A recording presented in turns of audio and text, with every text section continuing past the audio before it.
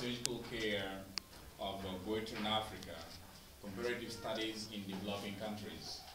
So he's going to take us through his literature review and other aspect and part of his research until demonstrate research findings in the next seconds. And I also welcome my colleagues. As usual, we have Dr. Zele and Dr. Lombo, who are actually guiding and channeling, tuning this afternoon in this presentation of these medical students and his thesis. So we go to our students, Dr. Albert Mokengo, and he is going to start his presentation. Thank you very much for your attention to him. Okay. Thank you very much. Yeah. Thank you very much, teacher. Merci pour cette occasion qui nous est offerte pour que nous puissions présenter ici présent notre thèse pour l'obtention de grade de docteur en médecine à l'Université chrétienne internationale.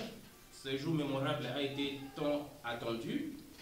Nous avons l'honneur de vous remercier, vous, le membre du jury, Monsieur le président du jury, Messieurs les vice-présidents du jury, Messieurs les membres du jury, distingués invités.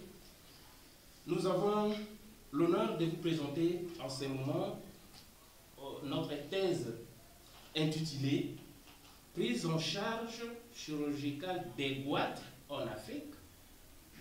C'est une étude comparée des pays en voie de développement.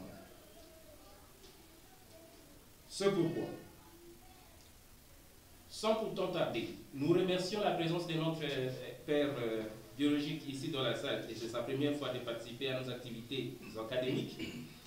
Je voudrais remercier le Tout-Puissant et exprimer cette gratitude à l'endroit des autorités de l'ICI qui non seulement nous ont acceptés, mais nous ont également encadrés, formés pour que nous soyons aujourd'hui, à la fin de notre formation académique, que Dieu les bénisse. Je voudrais commencer directement par attaquer la problématique. Qu'est-ce qui nous a poussé à réaliser cette étude sur la prise en charge chirurgicale des goitres en Afrique? Nous sommes partis par deux constats.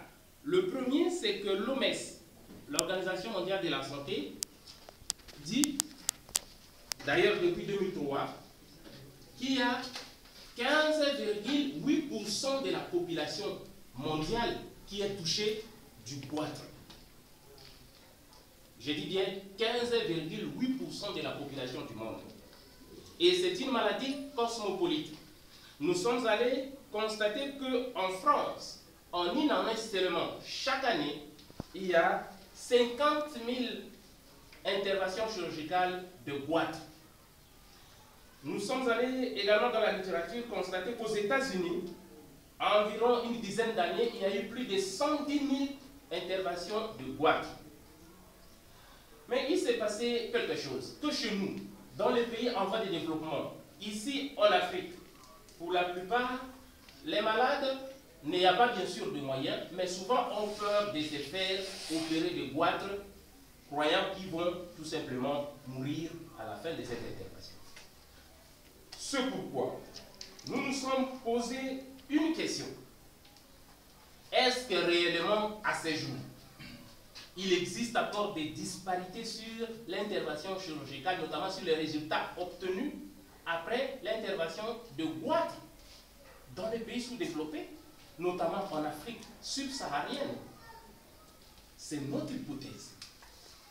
Et nous avons également fait un constat qu'en Afrique subsaharienne, chez nous, il n'existe pas de centres spécialisés de la chirurgie de goitre.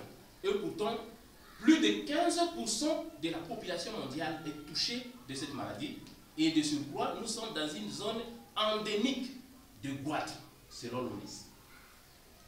Nous nous sommes fixés également un but. Donc le but poursuivi ici, est que nous puissions analyser les prises en charge, comparer ces prises en charge, chirurgicales bien sûr, de goitre, pour que nous puissions arriver à donner des orientations scientifiques, sinon des recommandations pour une bonne prise en charge de goitre afin de démystifier, voilà, de dédramatiser cette histoire de la peur bleue sur l'intervention chirurgicale de goitre. Alors, nous nous sommes dit qu'il fallait, en tout cas, définir les concepts pour que les communs de mortels comprennent que le goitre même se boit. En fait, le goitre, c'est une tuméfaction chronique de la glande thyroïde, située juste ici, à la base du cou, la face antérieure de la base du cou.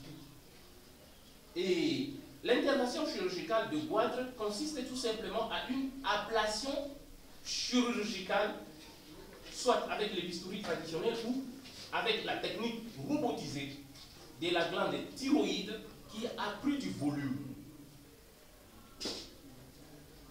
Nous sommes allés nous fixer le but, c'est de créer ici en Afrique un centre spécialisé de la prise en charge de goitre. Mais pour y arriver, il fallait aussi détailler comment cette maladie se développe.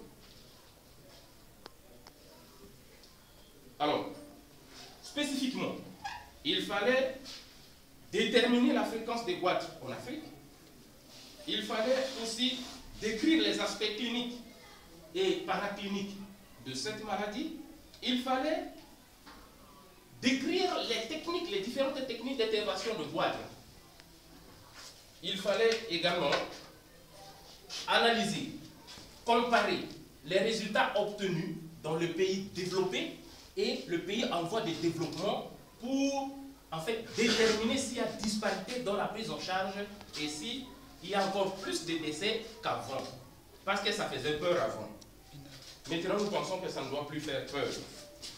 Nous avons formulé des recommandations spécifiquement, mais également, nous avons insisté sur le dépistage précoce de goitre et à domicile dans le cadre de la médecine de famille. Parce que nous voulons vraiment développer la médecine des familles qui n'existait pas dans nos pays en voie de développement, et particulièrement ici en République démocratique du Congo.